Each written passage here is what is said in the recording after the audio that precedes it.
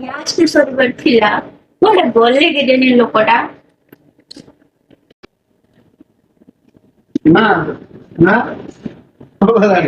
ଖାଇବାକୁ ମୁଁ ତ କହିଲେ କରୁଥାଉ ଗ୍ୟାସ ସରିଯାଇଛି। ଗ୍ୟାସ୍ ସରିଯାଇଛି। ହଁ ଯାଉ ହୋଟେଲରେ ଖାଇଦବ ଗ୍ୟାସ ସରିଯାଇଛି ଗ୍ୟାସ ଆଉ ମିଳୁନି। କିଏ କହିଲା ମିଳୁନି?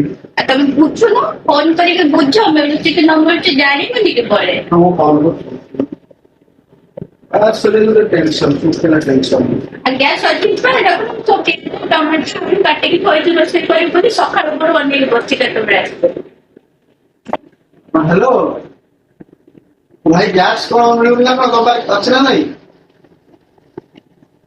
ଅଛି ଦିଟା ହଁ 5,000 ଗୋଟା ପଡିବ।